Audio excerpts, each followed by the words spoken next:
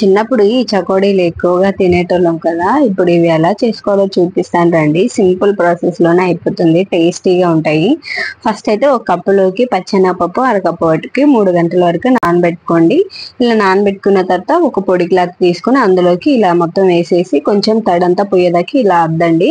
తర్వాతకి ఇది తీసుకుపోయి ఒక 10 నిమిషాల వరకు పక్కకు పెట్టేసేయండి. ఆ లోపు వాటర్ అంతా గుంజేస్తాయి. ఇంకొక బౌల్ తీసుకొని అందులోకి ఒక కప్పు బియ్య పిండి అరకప్పు వాటికి మైదా పిండి వేసుకొని మొత్తం ఇలా కలిపేసేయండి.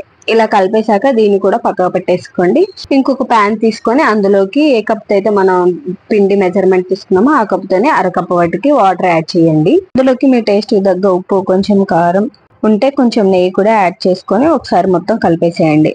ఇలా కలిపేసిన తర్వాత మీ దగ్గర ఉంటే ఫుడ్ కలర్ యాడ్ చేయండి, లేదంటే స్కిప్ చేసేయండి, అది ఆప్షనల్ మాత్రమే. ఒక పొంగు వచ్చిన తర్వాతకి మాత్రమే మనం పక్కకు కలిపెట్టుకున్నాం కదా మైదాను బియ్య పిండి, అవి కూడా ఉండలేకుండా తిప్పుకుంటూ ఇలా మొత్తం వేసేసి కలిపేసుకోండి.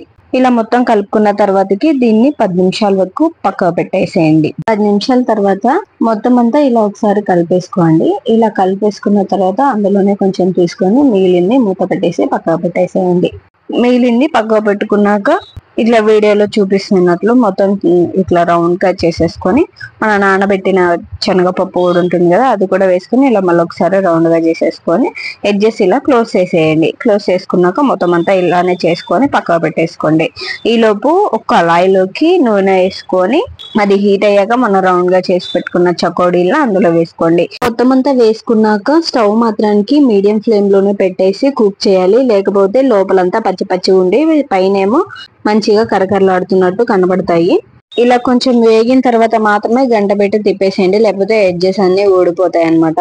ఇలా కొంచెం మగ్గిన తర్వాత ఓ టిష్యూ పేపర్ వేసేసుకొని ప్లేట్ లోకి అందులోకి వేసేసుకోండి. అంతే, సింపుల్ ప్రాసెసే కదా, ఒకసారి మీరు కూడా ట్రై చేయండి. ఈవినింగ్ టైంలోని పిల్లలకు స్నాక్స్ లాగా పెట్టండి, వాళ్ళు కూడా ఇష్టంగానే తింటారని చెప్పేసి అనుకుంటున్నాను. ఎవరికి ఇష్టం ఉండో చెప్పండి, చకోడీలు అంటే అవి మళ్ళీ హోమ్ మేడ్ ఫుడ్. అయితే ట్రై చేయండి, ట్రై చేసి నాకు కామెంట్ చేయండి మీకు ఎలా వచ్చాయని చెప్పేసి. వీడియో నచ్చితే లైక్ చేయండి, షేర్ చేయండి, సబ్స్క్రైబ్ చేసుకోండి.